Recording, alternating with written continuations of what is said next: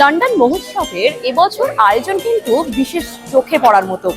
আর একাধিক স্টল, একাধিক খাবার দাবার, একাধিক লোকজনের সমাগমের মধ্যে এবছর লন্ডন মহোৎসব হয়ে উঠেছে জমজমাট।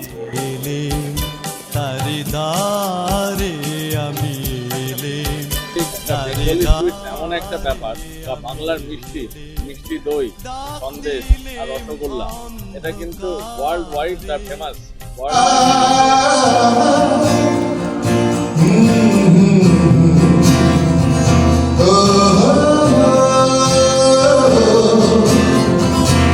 আমাদের খুব বন্ধুত্ব ছিল। আমি, ভাস্কর, মনোরঞ্জন, মিহির বোস এবং ক্লাব জানতো যে এই 4-5 জনের এত বন্ধুত্ব, আমি যে চলে যাব এটা ওরাও ভাবেনি। জ্যাক অলিভার ইন্টারন্যাশনাল মার্কেটে আসছে। আমি এপ্রিলেও এসেছিলাম। আমাদের প্রচুর স্যাম্পলিং সেশন করা হয়েছিল, ম্যাসাজ ফ্রিতে দেওয়া হয়েছিল। ইনফ্যাক্ট আপনাদের কিক অফ মিটিং যেটা হাক্কা গার্ডেন্সে হয়েছিল, ওটাতেও আমরা এসেছিলাম।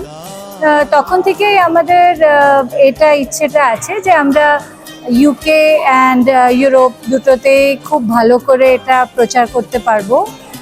লন্ডন মহোৎসবের একাধিক আয়োজনের মধ্যে আজকের দিনটি সত্যি একটি গুরুত্বপূর্ণ, তেমন একটু বিষাদেরও বটে, কারণ আজকে উৎসব শেষ হচ্ছে।